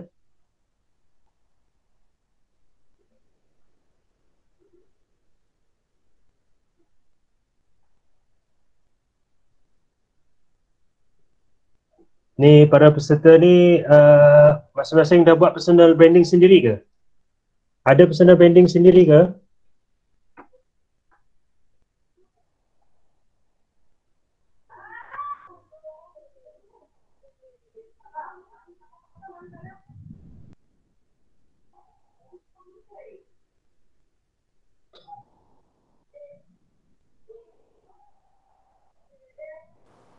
Baik. Ada beberapa soalan ni Puan Aisyah. Ya, saya nampak. Soalan pertama ni daripada Cik Izian kita ya. Bagaimana seorang yang mempunyai personality yang timid nak lakukan personal branding di media sosial? Okey. Baik, terima kasih Puan Izian, Cik Izian. Personality yang timid ni maksudnya dia agak macam introvert sikit lah kan. Dia tak suka expose diri dia kepada masyarakat, kepada orang luar. Jadi personal branding di media sosial, kalau media sosial ke ni? Puan Aisyah, Ya. boleh onkan kamera tak? Okay. Okay, lupa. Okay. Personal branding di media sosial, kalau untuk orang yang dia tak suka expose tentang kehidupan peribadi dia, contohnya, dia tak semestinya di Facebook, di Instagram apa semua. Di LinkedIn, LinkedIn, LinkedIn, kita boleh, itu pun salah satu social media. Kita letak kat situ kita punya pencapaian pekerjaan, kita punya kejayaan lah. Kita tak ada letak social ataupun personal life kita. Jadi kalau personality yang jadi tak nak cerita sangat tentang personal life dia, boleh guna social media yang khas untuk profesional punya ni lah, contohnya LinkedIn tadi. Ataupun boleh juga di Facebook, kita just buat personal page saja lah. Personal page ni kita tak perlu buat profile tu memang perlulah untuk buat personal page, tapi kita fokus kepada page Facebook itu saja. Jadi di situ kita update just kita punya perkembangan kerjaya. Kita tak ada include kita punya personal life lah. Okay? Boleh Cik Izian menjawab? Okay. Ada lagi soalan ni, Puan Aisyah, daripada Amirul Akmal Azizan. Okay, kalau untuk beritahu orang itu di bawah 4 langkah utama, bolehkah kita guna social media untuk memberitahu semua orang? Maksudnya macam mana ni? Beritahu semua orang, okey. Beritahu orang kan tadi saya ada masukkan dia punya target audience kan tadi kan. Target audience, jadi kalau social media tu dirasakan boleh sampai kepada target audience yang kita sasarkan tadi, kita boleh guna social media. Contohnya kalau, sebab saya tahu millennial hari ni dia orang tak suka sangat guna Facebook. Dia orang banyak guna Instagram, TikTok, Twitter kan. Tapi sebenarnya majikan dia umur-umur baya kita orang ni kan, dalam 30-40 tahun ni banyak guna Facebook. Jadi millennial kena ada juga akaun Facebook tu untuk interact dengan diorang, interact dengan bakal majikan. Okay, adakah saya menjawab soalan? Okay, ada. Okay, ni Puan Aisyah ada lagi. Ya. Kalau yang pemalu dan introvert tu, daripada seorang yang pemalu, macam mana dia nak personal branding dia? Pemalu dan introvert. Tadi saya dah jawab rasanya. Untuk social media kan? Social media. Okey, ada lagi soalan ni daripada Asri. Rupa paras boleh jadi personal branding? Rupa paras boleh jadi personal branding tak? Contohnya wajah yang contohnya mempunyai tahi lalat di wajah. Okey. Wajah kita okey. Kalau brand ada logo kan. Personal branding, apa logo dia? Muka kita ni lah logo dia. Kalau orang boleh ingat kita dengan tahi lalat tu, itulah kita punya logo. Dia ingat muka kita. Sebab tu kalau di social media, kalau kita guna profile, gambar profile kan, jangan selalu tukar. Jangan setiap minggu nak tukar profile, selfie gambar selfie kan. Asyik tukar je gambar profile. Kalau boleh, maintainkan gambar profile yang sama supaya orang ingat wajah kita. Jadi dia jumpa kita kat luar nanti, okey, dia tahu, oh inilah candidate calon yang aku tengok dalam Facebook tadi contohnya. Okey. Okey. Ada lagi soalan? Ada, banyak lagi ni. Bagaimana nak tahu personal branding kita telah berjaya? Okey, itu kita akan sentuh last kali nanti Last kali. Stay tune. Stay tune ya. Okey, ada lagi ni daripada Emma Kartina. Bagaimana kalau kita dah cuba yang terbaik untuk menunjukkan personal branding kita, tetapi orang lain masih tak menyedari? Macam mana kita? Okey, kalau masih tak menyedari, first sebelum kita tahu atau tidak orang tu menyedari, kita kena nilai dulu personal branding kita berjaya atau tidak. Jadi last kali nanti saya akan tunjukkan macam mana kita nak tahu orang tu macam mana kita nak tahu personal branding kita tu berjaya atau tidak. Jadi kalau dia tak berjaya, kita perlu ada satu plan, kita boleh adjust kita punya strategi itulah, strategi branding itu tadi. Okay. Yang penting kita kena nilai dulu, berjaya atau tidak. Ada lagi ni Puan Aisyah, banyak lagi soalan ni. Boleh? Okey, teruskan. Masih boleh menjawab Puan Aisyah? Boleh. Okey, ni pada Selustika Kimbi. Bagaimana hendak berjaya dalam personal branding kalau kita tak kenali diri? Sebab kita dikelilingi oleh orang dan mereka yang tentukan personal branding, jadi kita susah nak tahu real personal branding. Okey, ini soalan tentang langkah pertama tadi, iaitu kenali diri. Memang personal branding ni dia nampak macam eksternal sahaja. Tapi sebenarnya personal branding ni lebih kepada kita mengenali diri sendirilah.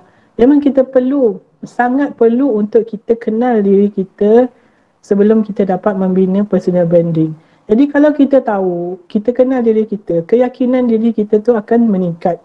Ini konsep psikologi jugalah. Bila self-concept kita tu terbentuk dengan kuat, kita tahu konsep diri kita, jadi keyakinan diri kita akan meningkat. Jadi orang luar yang nak tentukan personal branding kita tu dah tak jadi masalah. Sebab apa? Kita ada keyakinan, kita macam ni, kita yakin itu diri kita, itu yang kita nak tonjolkan, kitalah yang jadi nakoda kepada kita punya personal branding tu, bukan orang lain. Okay? Memang kita perlu kenal diri kita sendiri. It's a process, bukan sehari dua Kita kenal diri kita ni seumur hidup. Okay, boleh tak? Okay. Jawab tak? Soalan daripada Jennifer Menti. Personal branding ni dia fokus kepada kita nak dapat kerja sahaja atau berguna tujuan lain juga? Okey. Personal branding ni kerja sahaja atau berguna bagi tujuan lain. Tujuan lain tu apa? Adakah dalam kehidupan ni kita memang tak nak kerja langsung? Adakah dalam kehidupan ni kita memang tak nak menyumbang kepada masyarakat? Ataupun kita kehidupan kita ni memang nak bersantai dari kecil sampai kita mati? Adakah begitu? Jadi dia sebenarnya bukan sahaja untuk minta kerja. Dia personal branding ni apa saja yang kita nak sumbangkan. Contohlah, kalau kita tak nak kerja makan gaji, kita nak jadi seorang sukarelawan ataupun orang yang membantu mangsa banjir, something like that lah kan, kerja-kerja amal, sukarelawan.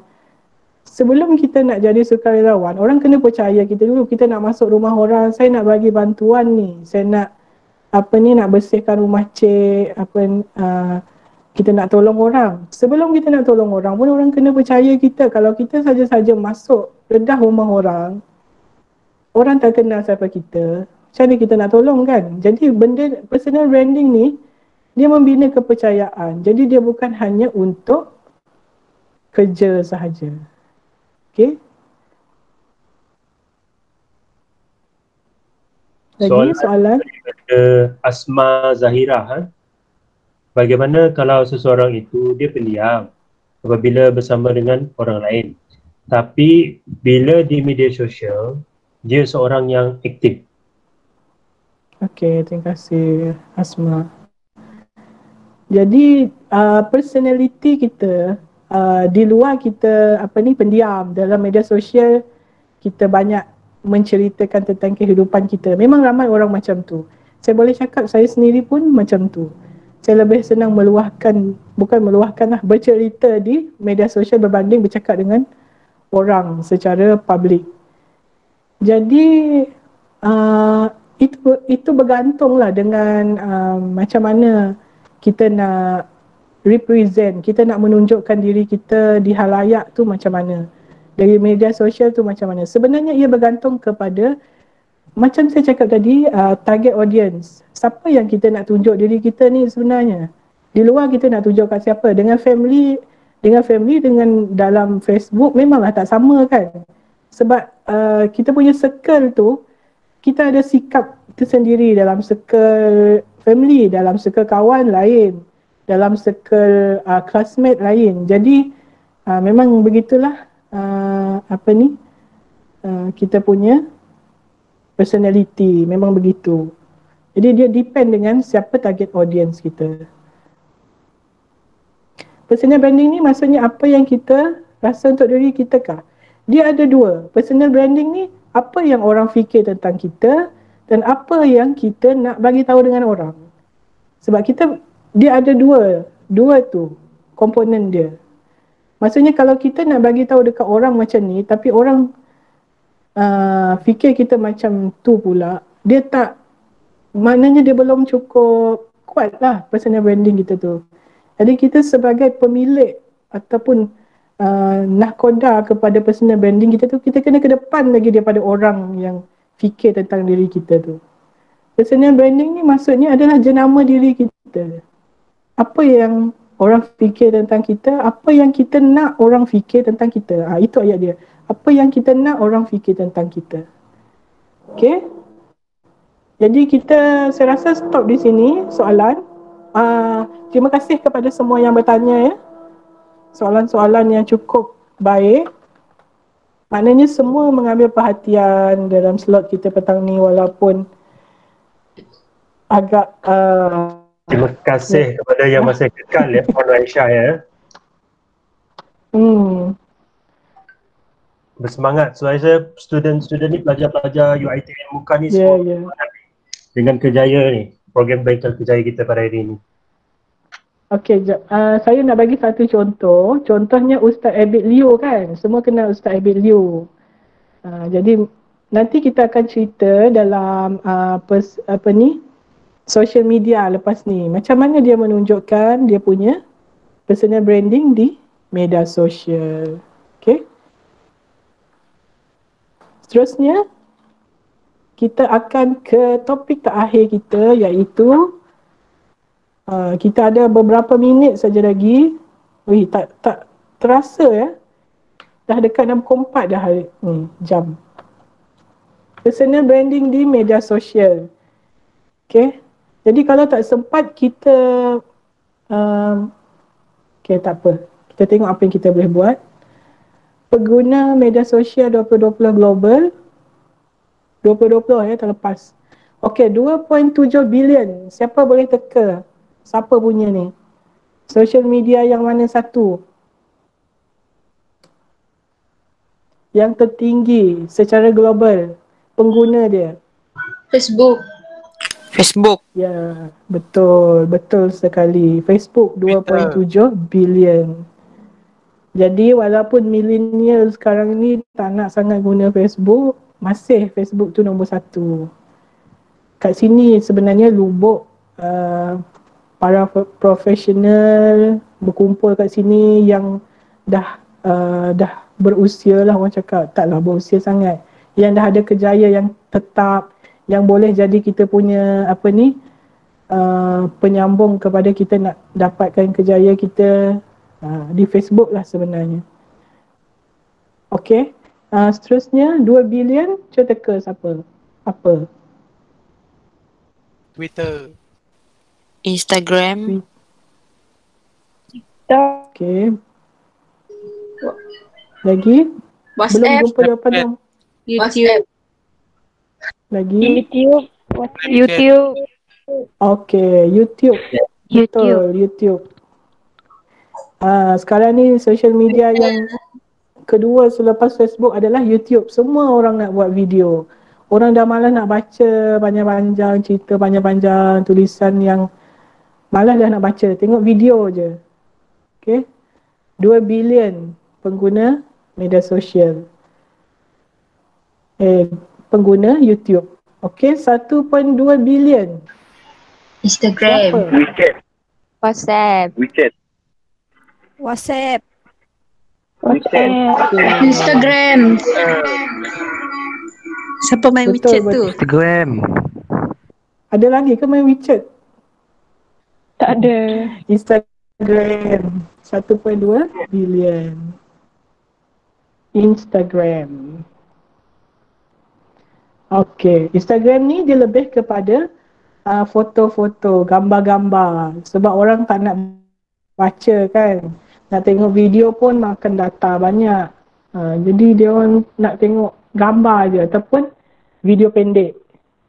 Yang keempat, yang terakhir 689 juta. TikTok. TikTok. Wow, TikTok. Semua ada akaun TikTok sini? Ada tapi tak buat. Tengok je. Ada.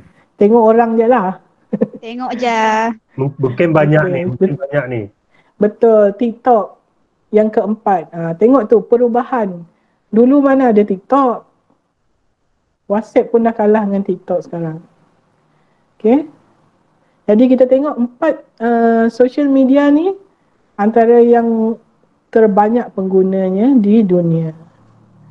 Jadi sangat pentinglah kita buat personal branding di media sosial. Walaupun free, walaupun murah, mudah, cepat, tak ada masalah kita buat media sosial, kita buat personal branding bermula di media sosial.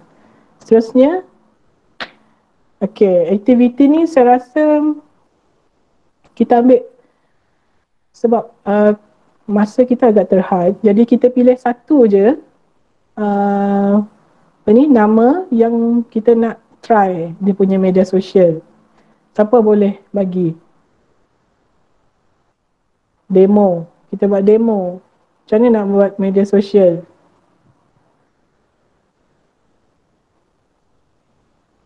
Kita pakai nama ni lah, Hamizan Hamid.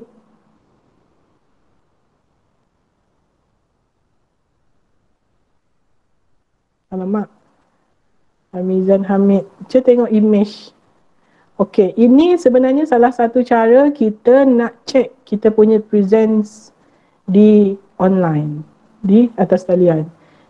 Cuba semua orang sekarang buka Google search, type nama masing-masing. Tengok apa yang keluar kat situ. Itulah personal branding anda di media sosial. Oh, banyak sangat nama Hamizan Hamid sini Cik kita try ni. Siapa Sebab kita tak dapat ambil banyak sangat. Puan Aisyah. Ya. Boleh minta seorang daripada peserta untuk bagi nama mereka supaya kita boleh tengok mereka punya branding sendiri. Okey. Siapa ada peserta yang volunteer yang nak kita gunakan dia punya ni? Bukan guna, kita nak tengok je. Okey, Awangku Samar Kandi. Okey, boleh Awangku. Cuba type nama dia, Awangku Samar Kandi. Okey. Kita tengok dia punya itu dia. Ini apa ni? Cover foto Okay, tengok dia punya ni Facebook. Jadi kita tengok first impression kita pada dia punya Facebook. Okay, yang mana awak punya Facebook baru tu, Awang? Okay, tak apa, kita guna je ni. Kita tengok sebagai contoh lah. Dia cakap ni FB lama ni. Oh, FB lama. Tak apa. Yang mana yang baru?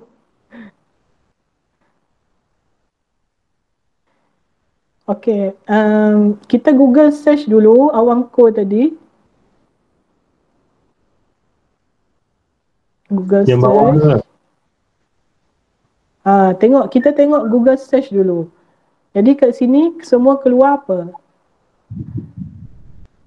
My Shop. Maknanya dia ada kedai online Abangku ada kedai online.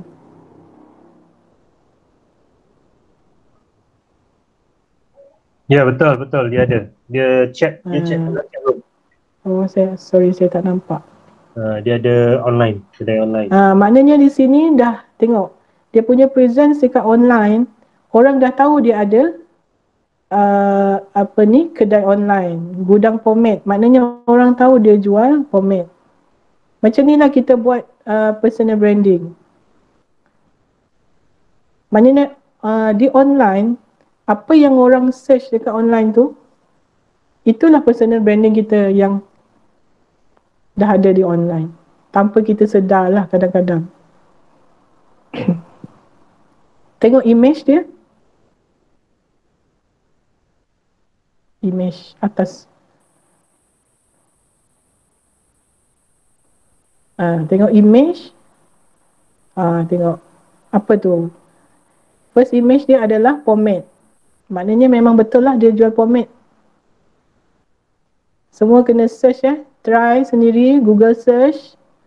Apa yang personal branding anda yang dah tercipta di online. Kalau kita pernah ambil selfie yang pelik-pelik tu, memang dia keluar kat sini. Macam ni lah majikan kita cari nanti. HR tengok, oh ni si siapa ni, si Siti contohnya. Ada selfie, ada gambar yang tak sepatutnya. Itu kita punya personal branding di media sosial. Jadi kita kena check sebelum orang lain check, sebelum majikan kita check kita, sebelum dia orang stalk kita, kita dulu yang kena atur betul-betul.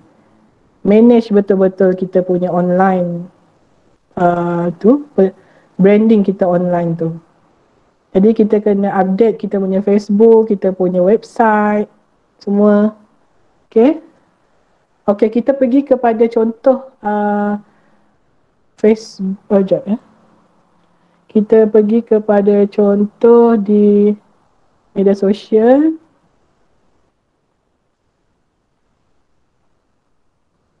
Okay, terima kasih Awang tadi. Bagi contoh.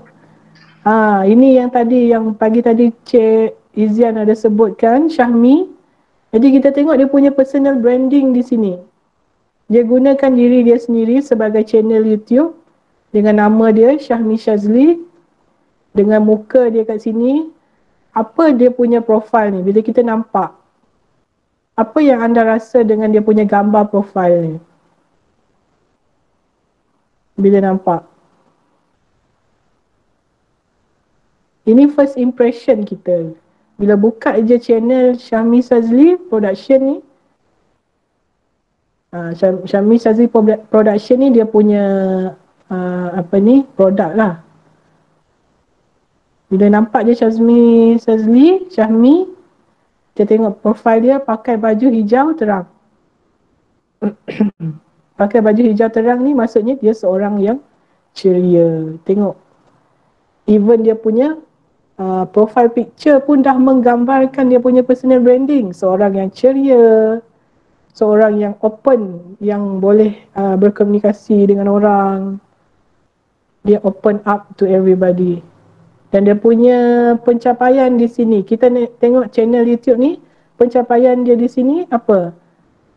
Syahmi Shazli Production. Tu nampak kan semua dia punya ni subscribers dia. Itu pencapaian dia lah. 2.5 million juta subscribers.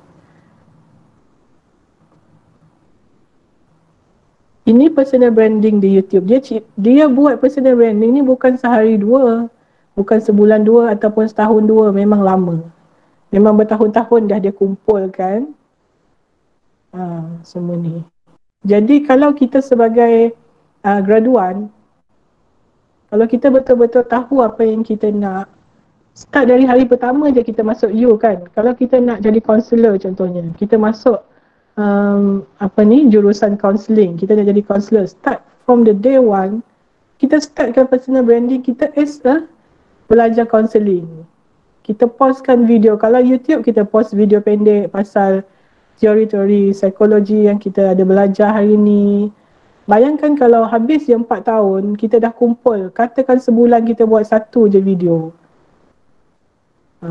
Sebulan satu video, setahun 12 video, 4 tahun 48 video, paling sikit lah, paling malas.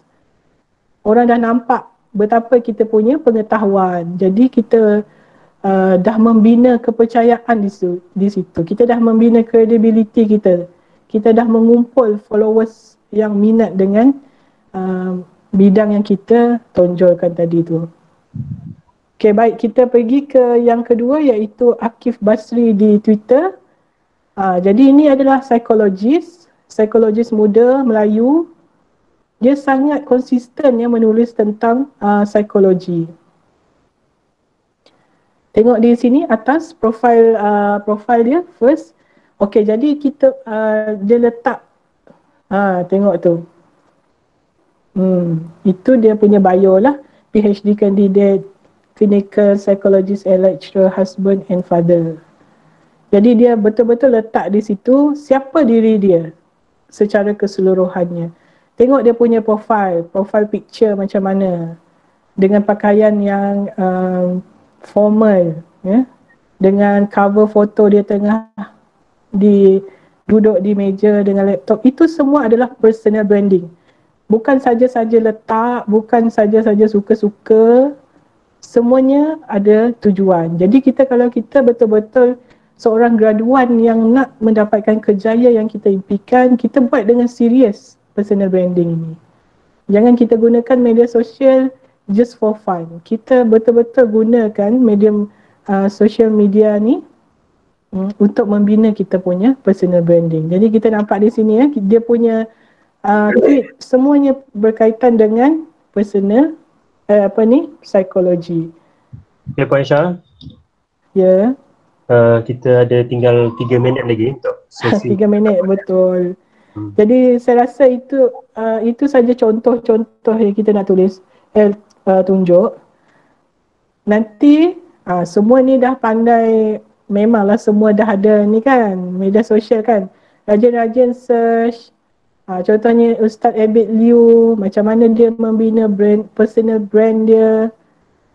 Dia ada tour semua ni. Khairul Amin yang dapat jual 10,000 sambal nyet.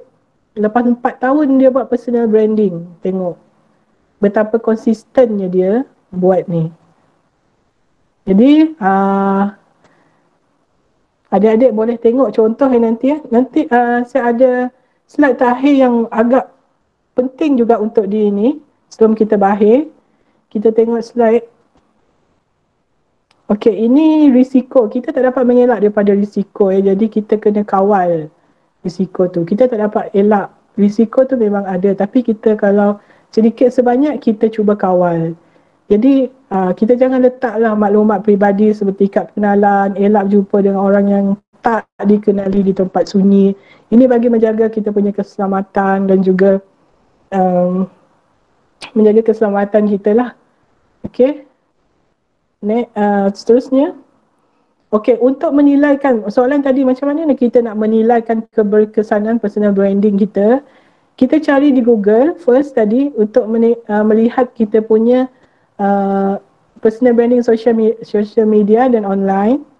Tengok kat situ, itulah yang orang akan jumpa tentang kita kalau diorang type nama kita. Itu salah satu caranya. Yang kedua, tanya followers kita. Kita boleh buat satu post lah, apa yang anda fikir tentang saya pertama kali. Kita boleh main-main macam tu lah. Kita buat poll ke kan. Tanya followers kita ataupun friend kita kat Facebook ke apa. Yang ketiga adalah minta pandangan pakar, contohnya kaunselor kerjaya. Kalau macam dekat UiTM boleh jumpa tu Cik Izian, kaunselor di sana, pegawai psikologi di sana. Boleh jumpa kaunselor, minta pandangan diorang, betul tak saya buat ni untuk kerjaya yang saya nak. Dan apa pendapat rakan dan juga orang yang tak kenal dengan kita. Kita kena tanyalah kawan-kawan, betul apa yang kau fikir bila kau tengok ni. Tanya kawan baik lah. Apa yang kau fikir bila kau tengok Facebook aku contohnya. Okay, kita kena tanya orang untuk menilai keberkesanan. Berkesan tak personal branding kita? Jangan kita shot sendiri buat-buat tapi orang tak tahu pun apa yang kita buat. Okay, dan yang terakhir, kita tengok kod yang terakhir, pesanan saya untuk semua orang, semua yang hadir hari ini. Yang terakhir adalah kod ini. Branding is what people say about you when you are not in the room. Kalau kita tinggalkan bilik tu, apa yang orang fikir tentang kita? 2 jam saya bersama dengan tuan, puan, adik-adik hari ini. Saya tinggalkan anda, apa yang anda fikirkan tentang saya? Itulah personal branding. Ini adalah kata-kata daripada Jeff Bezos, iaitu CEO dan founder di Amazon. Ini juga, ini kita kena sematkan dalam kepala kita ya. Personal branding itu adalah apa yang orang fikirkan tentang kita bila kita tak ada kat situ. Okay. Sekian, itu saja. Terima kasih.